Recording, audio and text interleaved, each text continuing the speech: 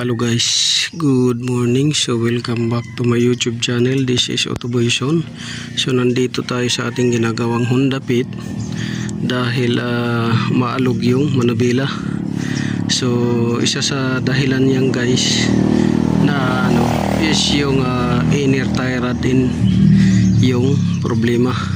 So pagka ginanon mo yan siya, dito mo hawakan, ayan, gumagalaw. So tie rod and inner yan ang diferensya. Pero pagka dito mo hawakan sa taas, ball joint naman yan sa lower arm ang problema. So yan yung so may diferensya to sa tie rod and inner, pero walang diferensya sa ball joint niya kasi hindi siya umaalog. Ball joint intact, tie rod end outer okay, ang inner lang ang problema. Tapos medyo madumi na rin yung brakes nya. So yan, bubuksan natin yung kabila. Ito nabuksan na natin pero hindi natin nakuha na ng video. So doon tayo sa kabila para i-check ulit doon sa kabila yung problema at saka doon sa steering. So yun, sundan nyo lang yung video.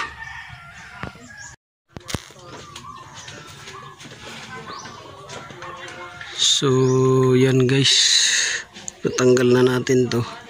Ito yung tie rod in outer. So okay po naman to, yung tie rod in outer. Yan.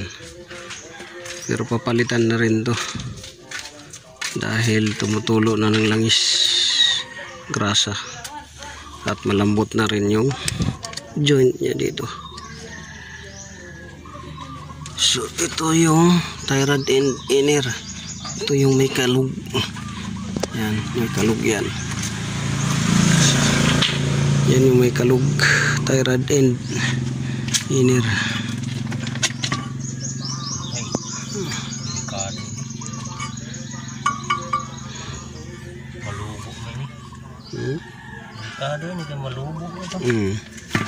Gabok na.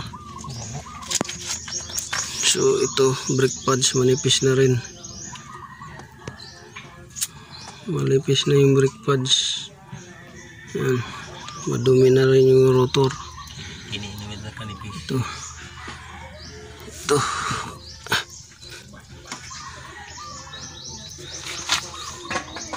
Pati ito.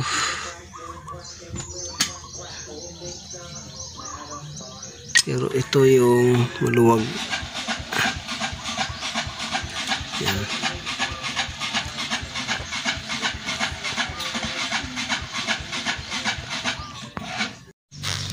So yun guys, naibalik na natin yung gulong at pinalitan na natin ng tie rod end outer.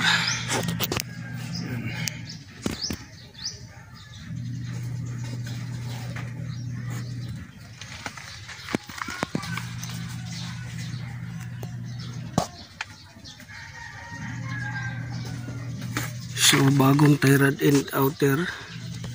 Ngayon ito naman steering shaft column universal joint. Ito naman yung gagawin natin. Ang problema nito ay ito, yung spline niya kinain na ng kalawang. So pag nagliko ka, nahuhuli yung gulong bago lumiko.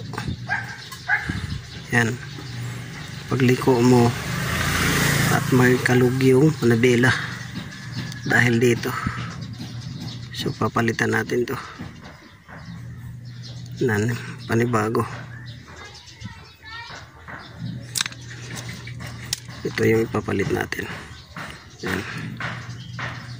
So ang nito, ayan, dito sa likod.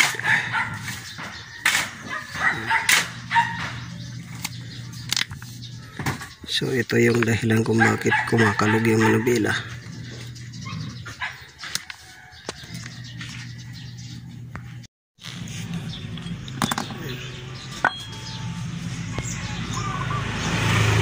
So idudugtong na natin to guys dito.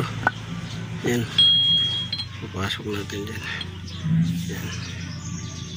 So ito yung luma, kinat na natin dahil sumikip na talaga yung spline, hindi na matanggal. Yan, weldingin natin yan.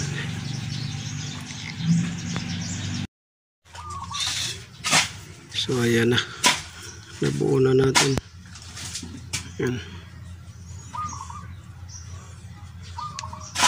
na full weld na natin yan. Full weld na yan.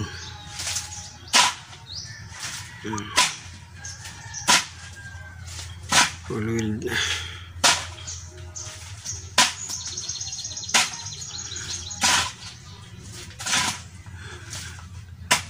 Yan. So na full weld na natin guys. Yan, paikot. Hindi na yan basta basta bibitaw. Kakabit na natin.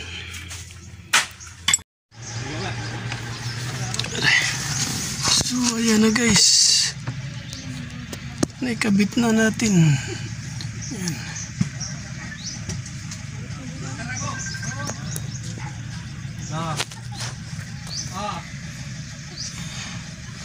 Wala, paano pa lang ako?